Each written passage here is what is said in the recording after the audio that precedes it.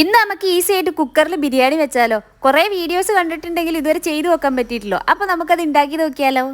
ഒരുപാട് ഡീറ്റെയിൽ പോവാണ്ട് കഴുകി വെച്ച ചിക്കനിലേക്ക് ആവശ്യത്തിന് മഞ്ഞൾപ്പൊടിയും അതിൻ്റെ ഒപ്പം ഇഞ്ചി വെളുത്തുള്ളി പേസ്റ്റുമാണ് ഇടുന്നത്. പിന്നെ നമുക്ക് ആവശ്യത്തിന് ഉപ്പും കൂട്ടത്തിൽ ഗരം മസാല ഇട്ട് കൊടുക്കുന്നുണ്ട്.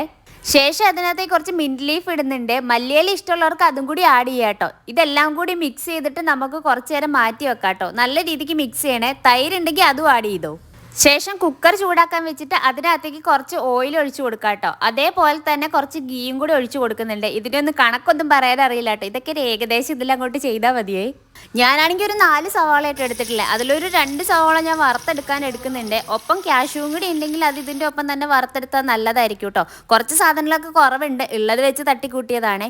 ഇത് വറുത്തതിന് ശേഷം ബാക്കിയുള്ള സവാള ഇട്ട് കുറച്ച് ഉപ്പും കൂടി ഇട്ടിട്ട് ഒന്ന് വരട്ടിയെടുക്കാവേ.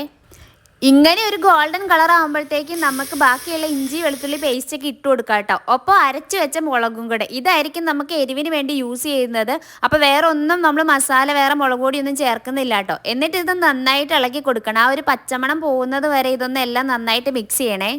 അതെല്ലാം മിക്സ് ചെയ്ത ശേഷം നമുക്ക് തക്കാളി ആഡ് ചെയ്യാം കേട്ടോ. ഞാനൊരു 2 തക്കാളി എടുത്തിട്ടുണ്ടായിരുന്നല്ലോ. തക്കാളി വാടിപ്പോവാനൊന്നും വേണ്ടി നോക്കിക്കണ്ട. അതിനകത്തേക്ക് നമുക്ക് മാറ്റി വെച്ചിരുന്ന ചിക്കനും കൂടെ ഇട്ടിട്ട് നല്ല രീതിക്ക് അതൊന്ന് ഇളക്കിയെടുക്കാം കേട്ടോ.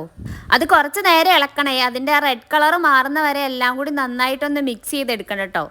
ഇളക്കി സെറ്റായ ശേഷം നമുക്കൊരു മൂടി വെച്ച് അടച്ച് വെക്കാം. കുക്കറിൻ്റെ അടപ്പല്ല, അല്ലാണ്ട് വേറെ എന്തെങ്കിലും അടപ്പ് വെച്ചിട്ട് നമുക്കൊന്ന് മൂടി വേവിക്കാൻ വെക്കാവേ. ഒരു ഹാഫ് വേവ് ആവുന്ന വരത്തേക്ക് നമുക്കൊന്ന് മൂടി വെച്ചിട്ട് വേവിച്ചെടുക്കാം കേട്ടോ. ചിക്കൻ റെഡിയാവുന്ന ഗ്യാപ്പിൽ ഞാൻ അരി കഴുകിയിട്ടുണ്ടായിരുന്നു കേട്ടോ. ഞാനൊരു 1.5 ഗ്ലാസ് അരി എടുത്തപ്പോൾ 1.5 ഗ്ലാസ് വെള്ളം തിളപ്പിക്കാൻ വെച്ചിട്ടുണ്ടായിരുന്നു, കുറച്ച് ഉപ്പിട്ടിട്ടെ. ഇനി നമുക്ക് വെന്ത ചിക്കനിലേക്ക് കുറച്ച് ആദ്യം വറുത്ത് വെച്ച സവാള ഇട്ട് കൊടുക്കാം കേട്ടോ. അതിൻ്റെ ഒപ്പം കുറച്ച് ഗരം മസാലയും പിന്നെ കുറച്ച് നാരങ്ങ നീരും ശേഷം കുറച്ച് മിന്റ് ലീഫും കൂടി ആഡ് ചെയ്ത് കൊടുക്കാം കേട്ടോ. ഇനി ഇതെല്ലാം കൂടി ഒന്നും കൂടി ഒന്ന് ഇളക്കി സെറ്റ് ആക്കിയിട്ട് ഇതേപോലെ ഒന്ന് ആക്കി കൊടുത്തിട്ട് നമുക്ക് അരി ഇട്ട് കൊടുക്കാവേ. അരി ഇട്ട് കൊടുക്കുമ്പോൾ സൂക്ഷിക്കുക, ഇതെല്ലാം കൂടി ഇളക്കി നമുക്ക് മിക്സ് ആക്കാനല്ല, അരി മേലെ ഒരു ലെയർ ആയിട്ട് നമുക്കൊന്ന് സെറ്റ് ചെയ്ത് കൊടുക്കാം കേട്ടോ. ഇതേപോലെ ഫുൾ ഇളക്കാണ്ട് മേലെ മാത്രം ഇതേപോലെ ലെയർ ആയിട്ട് ഇങ്ങനെ ഒന്ന് നിരത്തി വെച്ച് കൊടുക്കാം കേട്ടോ. ഇനി ഈ നിരത്തി വെച്ച അരിൻ്റെ മേലേക്ക് നമുക്ക് ആ വെള്ളം ഒഴിച്ചു കൊടുക്കാം കേട്ടോ. ഈ വെള്ളം ഞാൻ ഉപ്പിട്ടിട്ടാണ് തിളപ്പിച്ചിട്ടുണ്ടായിരുന്നത്. ശേഷം നമുക്ക് ഇനി കുക്കർ അടച്ച് വെക്കാവേ. ഒരു വിസിൽ കേട്ടിട്ട് പിന്നെ അതിൻ്റെ പ്രഷർ പോകാൻ വേണ്ടിയിട്ട് വെയിറ്റ് ചെയ്യണേ. പ്രഷറെല്ലാം പോയി കുക്കർ തുറന്ന് നോക്കുമ്പോൾ നല്ല അടിപൊളി ബിരിയാണി ആയിട്ടുണ്ടാവും കേട്ടോ. അതിനകത്തേക്ക് നമുക്ക് ബാക്കി വറുത്ത് വെച്ച സവാളകൾ ഇട്ട് കൊടുത്താൽ സെറ്റ് ആയിട്ടുണ്ട്.